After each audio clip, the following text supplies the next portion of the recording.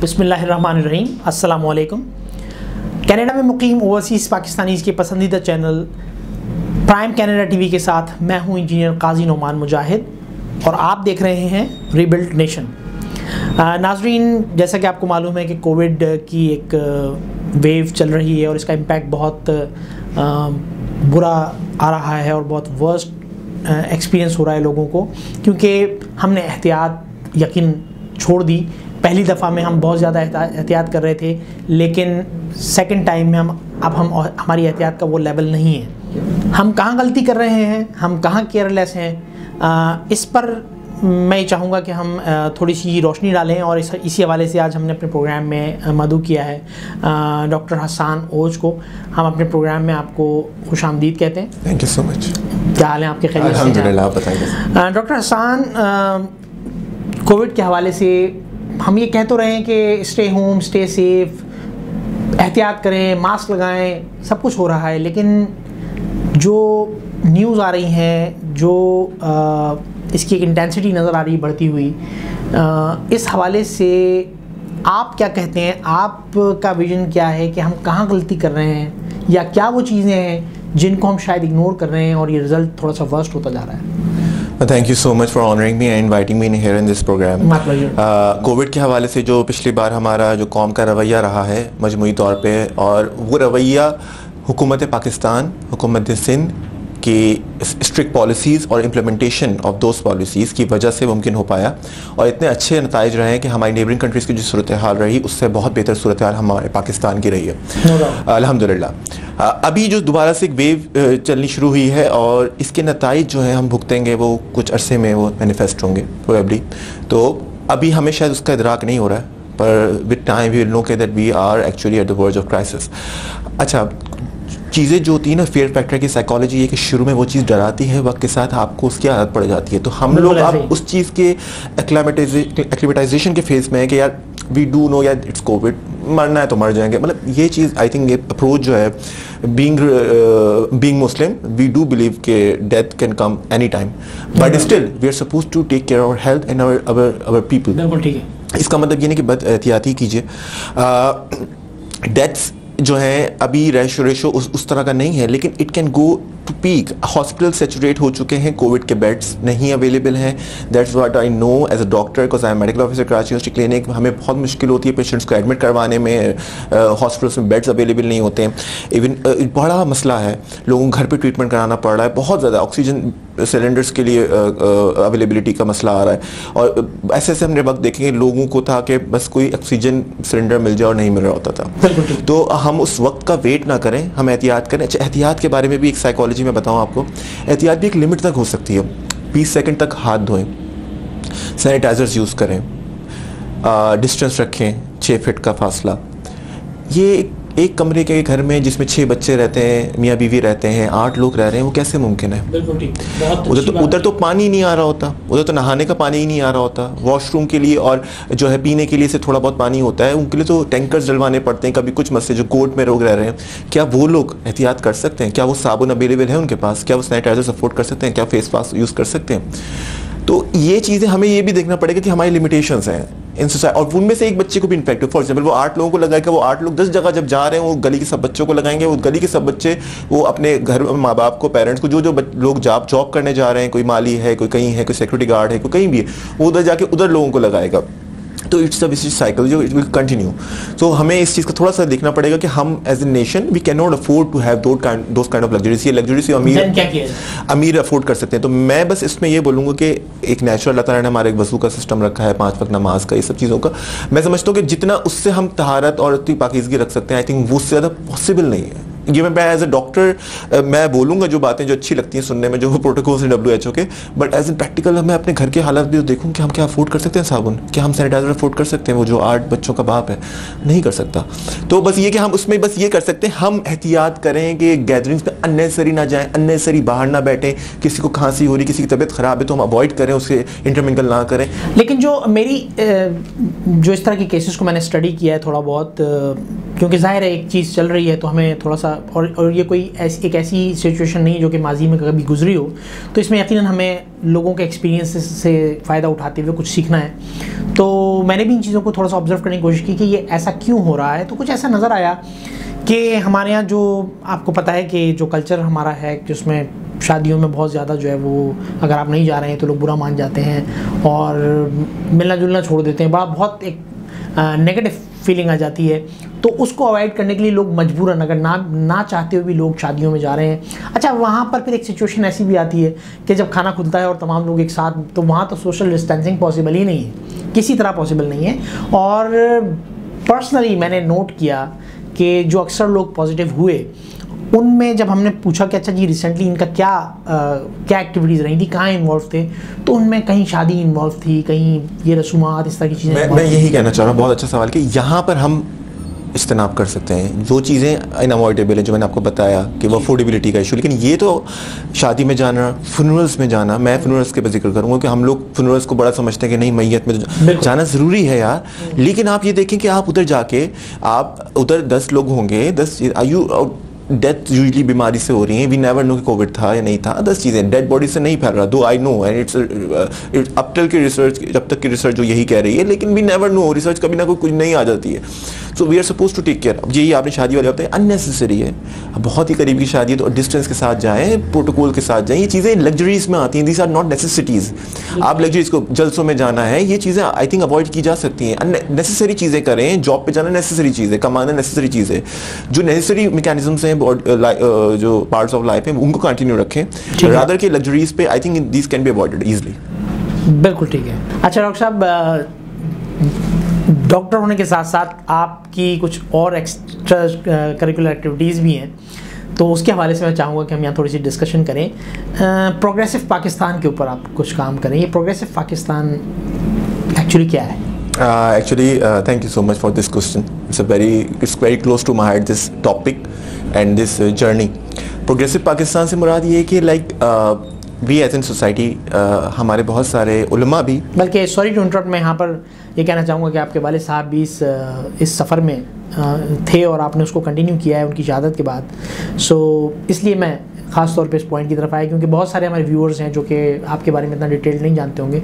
तो मैं चाहूँगा कि जो आपका एक ये वाली साइड है आपकी लाइफ की, तो आप इसको भी थोड़ा सा हाईलाइट करें और हम इसको थोड़ा डिस्कस करते हैं क्योंकि इसमें बहुत सारी चीज़ें हैं जो समझने वाली हैं और मैं चाहूँगा कि उसको हम आज के प्रोग्राम का हिस्सा बनाएं। Yeah, my father was a dean of Faculty of Islamic Studies at Karachi University, and he had been an Islamic scholar, a moderate progressive Islamic scholar. He had very unconventional views, very unorthodox views regarding religion, regarding the ways of life, regarding the society of Pakistan, regarding the constitution of Pakistan, and that's why he was killed by banned elements, religious organizations who took responsibility of his killing. He was assassinated, martyred on 18 September 2014. मैं चाहूँगा उनका नाम भी आप Dr. Shakil Lodge, I am his son, and उसके बाद because when he died, I was very naive and I was a doctor and I was very much into my patients and studies, and then I realized no, it is not the life I had chosen. That's God wanted me to be an activist now. Someone I should continue my father's mission, my father's legacy of continuing the progressive Pakistan approach to shut down, to curtail religious extremism and terrorism, and in my capacity, of course, through dialogue, through articles. So that's what I did. अब वो एक research journal निकालते थे तफसीर के नाम से, which is HEC recognized journal of Y category, alhamdulillah, and I managed to continue successfully that research journal for the last 6 years after his assassination. So I think it's God's kindness towards me that he actually chose me for this path, because ये passion जो है मेरा बन गया है और ये उससे पहले नहीं था।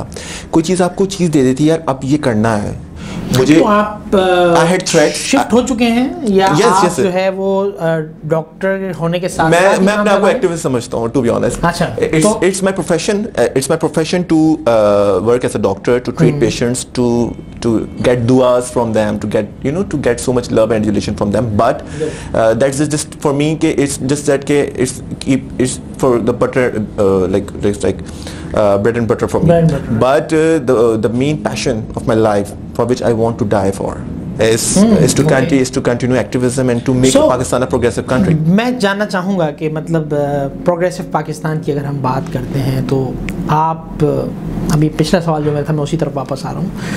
तो आपका क्या विजन है? मेरा विजन ये है कि पाकिस्तान जो है ज़िया उल हक साहब के दौर से पहले जो था, I think it was very much, though objective resolution कराते मकासद आ चुकी थी, उसके बावजूद भी it was very progressive. There lots of things that there was a culture of dialogue, acceptance, and there was no that kind of fear factor in our society that people will judge you for that, for your views. You were free to do things, you were free to practice your rituals. अब जो है अगर आप मुहर्रम का जुलूस में धमाका हो जाता है, why it never used to happen before that? why there is so much aggression and extremism and terrorism now? क्योंकि हम लोग क्यों एक्सेप्ट नहीं कर पा रहे दूसरे सेक्ट्स को? मुझे ये क्यों लगता है कि अगर मैं सुन्नी हूँ, मैं सुन्नी, तो मैं सुन्नी हूँ तो मैं ही ठीक हूँ यार, बाकी सब गलत. No, that's a wrong approach. मेरा इस पे जैसा कि दुनिया में इस बात पे जोर भी दिया जा रहा है कि जो दहशतगर्द है उनका कोई मजहब नहीं है, तो वो तो बगैर इन चीज़ों को देखे वो नहीं. I strongly disagree with that statement. Religious terrorism does have ideology. Her terrorism की आइडियोलॉजी होती है, चाहे वो यूएसए करे उसकी भी आइडियोलॉजी है, उनके पीछे रिलीजियस आइडियोलॉजी नहीं है. जो हमारे टेररिज्म होता है उसकी रिलीजियस आइडियोलॉजी है, रिलीजियस डॉक्ट्राइन है उसके पीछे. जो यूएसए करता है उनका एक अप्रोच कुछ और है. कैपिटलिस्ट सोसाइटी की एक उनका जो फिलॉसफी है वो उनके पीछे वो आइडियोलॉजी है जो कि उनसे टेररिज्म करवाती है. So to get the capitalistic society in loop and to prosper, क्योंकि वो वेपन सेल करेंगे, that's a business for them. For us it's not about that. For us it's about the ideology that we should actually rule as a nation. We are the chosen ones. Chosen ones वाली जो philosophy जब आती है, then you are superior to other people. I think that's where we are. But I don't think that factor is involved there. In my opinion, I believe कि जो जैसा कि आपको पता है कि एक 5G वॉर चल रही है, उसमें सोशल मीडिया को यूज़ किया जा रहा है, उसमें यकीनन इस तरह के पहलुओं को इस्तेमाल ज़रूर किया जाता है, लेकिन लोगों को पैसे दे के काम कराया जा रहा है. जब पैसे का जिक्र आता है, जब पैसे के थ्रू एक काम हो रहा होता है, तो फिर वहाँ पर मेरा ज़ाती ऑफेंस किसी के साथ या कोई इस तरह का जो एक कह लीजिए कि कोई फ़र्क है, वो शायद इतना इन्वॉल्व नहीं होता. सर विद ड्यू रिस्पेक्ट, एक बात मैं ऐड करना चाहूँगा. आपने बड़ी अच्छी बात की है. पैसा, कैपिटल हर जगह इन्वॉल्व होता है, लेकिन उसके पीछे कोई इनाज ज़रूर होता है जिसको बोया जाता है, इसको पानी दिया जाता है. बीज तो था, पानी दिया गया तो पनपा. Likewise for this there are ideologies. आप उनकी किताबें उठा लें, रिलीजियस टेक्स्ट उठा लें, उनके बड़ों की किताबें उठा लें, उसमें लिखा होगा, एक्सप्लिसिटली लिखा होगा, you should not be shaking hands with them, you should not be eating with them. चलें तो हम आगे की तरफ बढ़ते हैं. तो फिर क्या किया जाए, या आप क्या कर रहे हैं? इसके लिए हमें एक वो वाली अप्रोच जिसे हम कहेंगे कि जिसमें सब एक दूसरे के साथ मिलजुल के रहें, जिसमें स्टेट का रिलीजन तो हो, सेक्ट ना हो. ठीक है. स्टेट रिलीजन इज एक्सेप्टेबल, दो I personally might not agree with that theory, but state religion is acceptable. But state sect होना, स्टेट का किसी सेक्ट को पैट्रोनेज देना, because it keeps happening in different regimes that they do favor a particular sect. हमारे यहाँ एक I don't think so. नहीं, ये ज़रूर सोचा जाता है कि शायद स्टेट जो है, गवर्नमेंट जो है, या कोई स्पेसिफिक इदारे जो हैं वो किसी को फेवर दे रहे होते हैं. लेकिन अगर हम पीछे अगर नॉन बायस्ड वे में अगर मैं पीछे चंद सालों को देखता हूँ, तो जिन लोगों के बारे में कहा जाता था कि इनको फेवर मिलता है, उनको डिस्करेज किया गया है. बहुत वाज़े निशान मिलते हैं इसके कि उनको डिस्करेज किया गया है. नहीं, रिजीम के चेंज होने से बहुत फ़र्क पड़ता है, लेकिन अगर आप देखें कि मदरसे के फैक्ट्स, कि पॉपुलेशन कितनी है और उनके मदरसे कितने हैं. मेजॉरिटी पॉपुलेशन के मदरसे 2 हैं, तो जो माइनॉरिटी पॉपुलेशन है उनके मदरसे 10 हैं. सो इट मीन्स कि दे हैड दैट पैट्रनेज कि they are allowed to establish. लेकिन अगर फर्स्ट मेरा ताल्लुक एक ऐसे फ़िरके से है जिसमें लोग जो हैं वो बहुत ज़्यादा चैरिटी कर रहे हैं और इस चीज़ में बहुत ज़्यादा इंटरेस्ट लेते हुए वो अपने स्पेसिफिक सेक्ट के लिए वो काम कर रहे हैं और उसमें वो I think there are people in every sect who wants benefit and welfare of the people, but some are favored, some are not. It's an established fact. In fact, there are reports out there everywhere. I'm not saying this particular government, the previous government, but the regimes, the theory, and it does happen in every country. It doesn't happen only specifically in Pakistan. It does happen in India, in America, in every country. They have their ideology. They promote their ideology. They come up with their ideology. Ideologies keep changing. The regimes की तो फिर अगर दुनिया के हर हिस्से में है नहीं तो बात ये कि इसको कैसे खत्म कर सकते हैं, हमारी अप्रोचेस क्या होंगी? बात यही है कि अगर दूसरों के हिस्से में है, but we are supposed to be very positive and optimistic. Activist का काम यही होता है. We do talk about idealistic society. तो it can never happen probably. It will never happen probably. आप कभी एहतजाज करते हुए या कहीं? जी, I do press club a lot. I had done a lot against lots of things. So which way you have chosen for to overcome this problem? For me, dialogue. For me to come up with to go to the students in the universities, to talk to them, to clear their confusions, to make them more humane. First of all, we are humans. Then it comes the religion and things. तो इंसान बन के सोचेंगे अगर तो चीज़ें हमें बुरी नहीं लगेंगी. और अगर हम बच्चों को हाइपर नेशनलिस्ट और हाइपर रिलीजियस बना देंगे, it's not a negative thing, but hating others ये हमें बच्चों को नहीं सिखाना चाहिए. हम पेरेंट्स हम बच्चों को सिखाते हैं थोड़ा सा कि नहीं बेटा, आप लोग जो हो, आप लोग ये बोलो सब बेटा सब हमारे हैं, आप बस ये इस पर फॉलो करते रहो, लेकिन ये सब हमारे हैं. बच्चों को क्रिटिकल थिंकिंग हमें सिखानी होगी. एक्चुअली अफरात और तफरीक दोनों चीज़ों से मना किया गया है. यही कि मैाना रवि से हर चीज़ में चलना है. और जब हम किसी चीज़ को बहुत ज़्यादा कम कर दें या किसी चीज़ को बहुत ज़्यादती की तरफ ले जाएं तो वो यकीनन उसके गलत नताइज होते हैं. और बिल्कुल यहाँ मैं आपकी बात से थोड़ा सा एग्री करूँगा कि हाँ, कुछ जगहों पर क्विक पब्लिसिटी के लिए, जल्दी मशहूरी हासिल करने के लिए, सस्ती शोहरत हासिल करने के लिए, टू बी मोर एग्जैक्ट, कुछ इस तरह की चीज़ों को ख़ास तौर पर हवा दी जाती है. और माज़ी करीब में ऐसे कुछ वाक़यात हुए. मैं कोट नहीं करना चाहूँगा क्योंकि हम किसी स्पेसिफिक वाक़ये को लेके या किसी स्पेसिफिक किसी सेक्ट को लेके हम जो है वो ये बात नहीं कर सकते. हम ओवरऑल एक जनरल बात कर रहे हैं कि what should be the best way to overcome all these problems. अगर मैं किसी एक को फोकस करूंगा तो एग्जैक्टली नहीं. और आप ये देखिए पिछले सालों के मुकाबले में पाकिस्तान में बहुत बेहतरी आई है एक्सट्रीमिज्म पे. इवन हमारे एथनिक वायलेंस बहुत ज़्यादा था, कराची में बहुत ज़्यादा था. कितनी बेहतरी आई है. ये चीज़ें बहुत यही प्रोग्रेसिव पाकिस्तान है. That we are going towards that kind of society where we are actually accepting everyone and giving the right to live to everyone. मतलब why we used to think that Karachi is for certain people. No, it's for everyone. Like other cities are for everyone. अच्छा, इसमें जो एक और ख़ास बात नज़र आती है जो मैं ऑब्ज़र्व किया मैंने, वो ये कि जो एक इलिटरेसी रेट जो हमारे यहाँ है, बेसिकली वो भी बहुत अहम किरदार अदा करता है कि हम सामने वाले की बात को पे अंधा यकीन कर लेते हैं, हम उसके ऊपर अपनी थॉट अप्लाई नहीं करते. क्या ये सही है? सर आधी बात सही है. अच्छा. इलिटरेसी जो है, अगर आप बोले ना एक्सेप्टेंस एंड क्रिटिकल थिंकिंग, तो पढ़े लिखों में भी नहीं होती. यहाँ पर PhDs के पास भी वो थिंकिंग नहीं होती कि वो दूसरे की बात समझ सकें, रैश हो जाएंगे. They won't be able to get what you are saying. They won't even listen. वो कान ही नहीं होते, सिर्फ ज़बान होती है. सो दैट्स द पॉइंट कि we are supposed to keep our ears open and we should only speak those words we can be accountable for. मुझे पता होना चाहिए हर लफ्ज़ की एक कीमत होती है. तो मुझे पता हो कि जो मैं अल्फाज कह रहा हूँ, जो चुनाव है अल्फाज का, उसकी कीमत चुकाने के लिए मैं तैयार हूँ.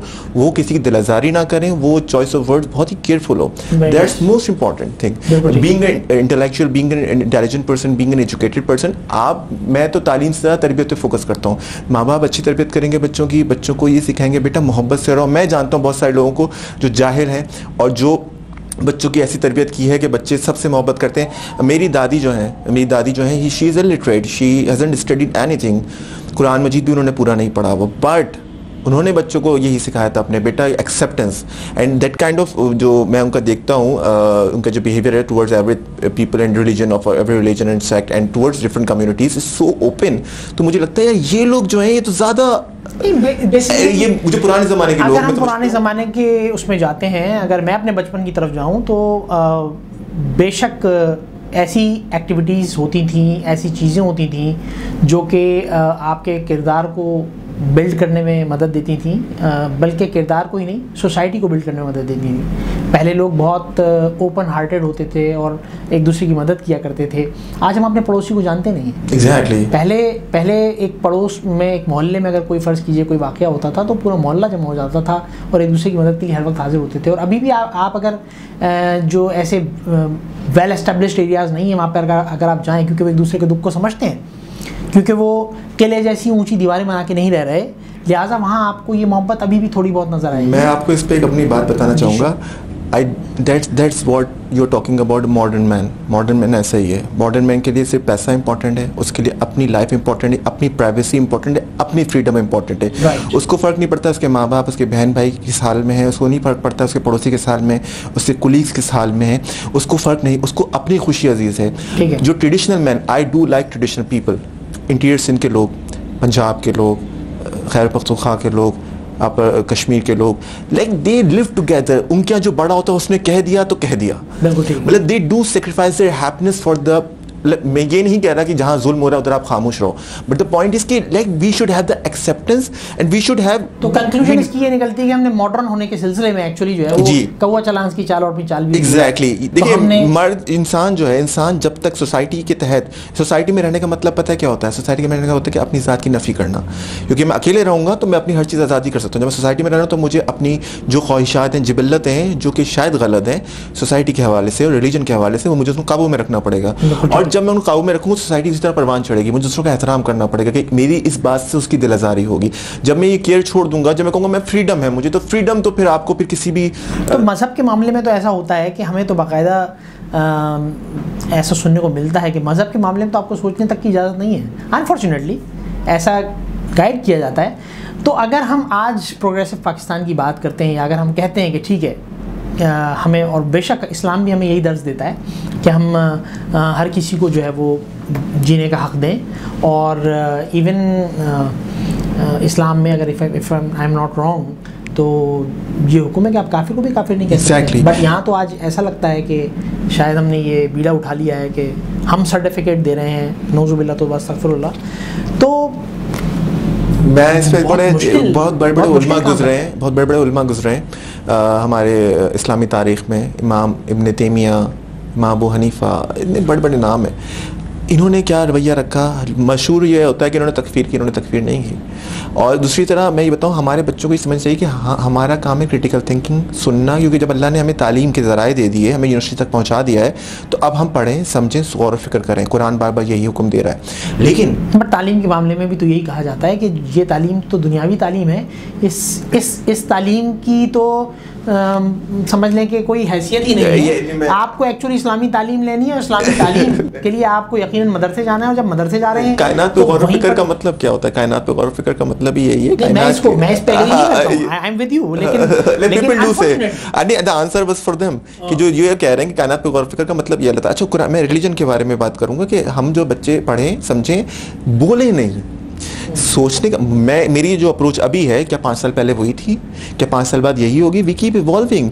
तो मैं अगर अपनी बातें जो हैं मैं फेसबुक पे डालूं जिससे शर फैले, या सोशल मीडिया पे डालूं जो मेरे थॉट्स हैं, मुझे कंट्रोवर्शियल थॉट्स से अवॉइड करना चाहिए। ये थॉट्स सिर्फ उलमा ही समझ सकते हैं। उलमा से डिबेट करें।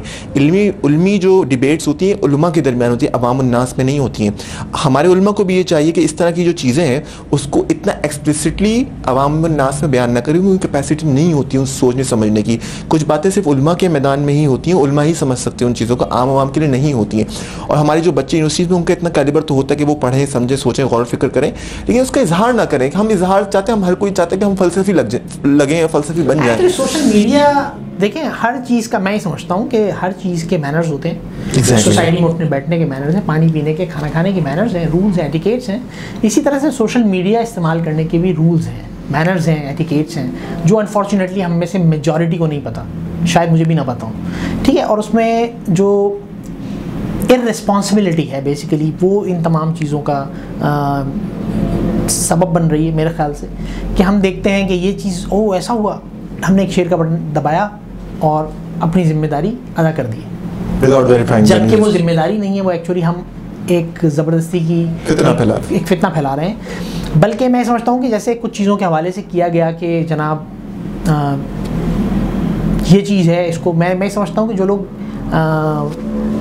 इस्लाम के मुताल्लिक कुछ गलत फैलाना चाहते हैं वो सिर्फ एक चीज़ डाल के सोशल मीडिया पे छोड़ देते हैं, उसको फैलाने का काम तो मुसलमान खुद कर देते हैं। जबकि इस्लाम भी हमें ये कहता है, और हुज़ूर अकरम सल्लल्लाहु अलैहि वसल्लम भी जो हमें तालीमात उनकी जो हमें बताती हैं उसके मुताबिक हमें दूसरे की बुराई को छुपाना चाहिए। Exactly. तो बेशक सोशल मीडिया का इस्तेमाल भी जो है वो हमें एक्चुअली नहीं आता है, लेकिन हम उसको कर रहे हैं, उसमें बहुत सारी चीज़ें गलत चल रही हैं। तो सोशल मीडिया के हवाले से वर्बल डायरिया मैं कहूँगा, जो लोग बोलते हैं जिनको बोलने का मर्ज होता है सुनने का नहीं होता, और इसी तरीके से वो everyone wants to project himself as an something like कि वो कोई बहुत ख्याल रखता है। मैं आपको इस पर बच्चों के लिए बहुत नसीहत है, वाक़या है हज़रत इमाम मालिक का, हमारे फ़कीर हैं, उनसे सवाल एक साइल ने किए, 40 सवाल लिख के दिए, उन्होंने 8 के जवाब दिए, 32 के जवाब में लिख के दिया ला अदरी, नहीं मालूम, आई डोंट नो। फ़क़ का फ़की वो ये कह रहा है नहीं मालूम, मुझे नहीं मालूम। मुझे हर चीज़ पे ओपिनियन देने की क्या ज़रूरत है? Why should I be commenting on everything? I don't know about certain things, I should accept that मुझे इस बारे में नहीं पता, मुझे इस बारे में नहीं पता, मुझे गाइड करें। हर कोई हर चीज़ का आलिम नहीं हो सकता है। हमारे ये है कि हम अपने उलमा को बोलते हैं कि वो सबसे बड़े साइंसदान भी थे, तो वो ये भी थे, तो वो भी थे। नहीं यार, ऐसा नहीं। हम लोगों को ये समझना चाहिए कि हर चीज़ पे हम अबूर हर चीज़ को हर एक को नहीं आ सकता। तो जिस चीज़ का आलिम है उससे उस बारे में राय ली जाए। हमें हर चीज़ के बारे में कमेंट देने से भी इज्तनाब करना चाहिए। ये डिसेंसी की अलामत भी नहीं है। ये मैं बोलूँगा ये तो एटिकेट्स के खिलाफ है। रादर कि आपकी तरबियत ये जो आपको आता है या नहीं आता वो बात की बात है। अगर आता भी है तो आप उसको लिमिट रखेंगे। Probably you don't know that much that other person does know. तो आप अपनी जो है कम इल्मी से लोगों को आप फितने में डाल देंगे। बिल्कुल ठीक है। तो आखिरी सवाल मैं आपसे ये करूँगा कि क्या एडवाइस करेंगे आप वो लोग, देखें एक वो लोग होते हैं जो आपकी बातों से शायद बिल्कुल आप कुछ भी कर लें वो आपकी बात को कभी एक्सेप्ट नहीं करेंगे। एक वो लोग हैं जो आपकी बात को एक्सेप्ट कर रहे हैं, करते चले आ रहे हैं, आपको सुनने से पहले भी और आज भी करेंगे। एक तबका बीच का होता है जो शशुपंच के आलम में होता है, वर्ड्स कहते हैं जिन्हें। एग्जैक्टली। सो आप उनके लिए क्या एडवाइस देंगे कि what should be the best way to treat such scenarios और सच सिचुएशंस? मेरा मशवरा यही होगा कि जब भी कोई सोर्स की जो भी न्यूज़ आती है आप वेरीफाई करें वो सोर्स कितनी ऑथेंटिक है, रिलायबल है। बड़ी से बड़ी सोर्स की जो न्यूज़ होती है वो भी बाद में पता चलती है कुछ सालों बाद कि वो फेक थी।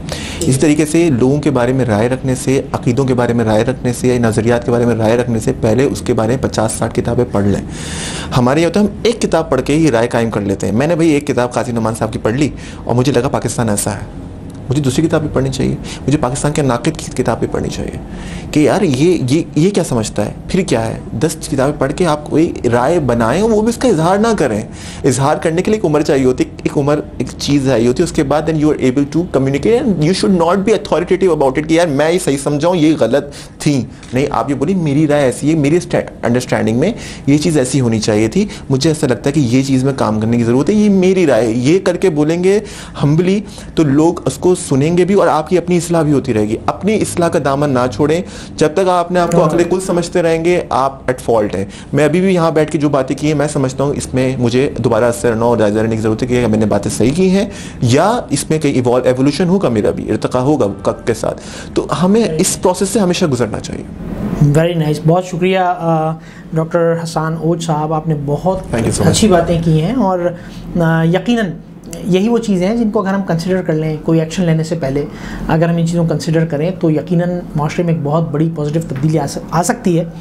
अपने तमाम नाजरीन जो हमारी इस गुफ्तगू को सुन रहे हैं, मैं यही चाहूँगा कि मैं इस प्रोग्राम के तवस्सुत से मैसेज कन्वे करूँ कि ज़िंदगी आप भी जिए और दूसरे लोगों को जीने का भी हक़ दें और कंसिडरेशन अफ़्व दरगुज़र, ये जिसका हुक्म हमारे रब ने और हमारे रब के प्यारे रसूल हज़रत मोहम्मद मुस्तफ़ा सल्लल्लाहु अलैहि वसल्लम ने भी दिया, उन चीज़ों को हम बिल्कुल इग्नोर ना करें और अल्लाह ताला हमें इस हवाले से बहुत हिदायत दे। काजी नोमान को इजाज़त दीजिए। अल्लाह हाफ़िज़।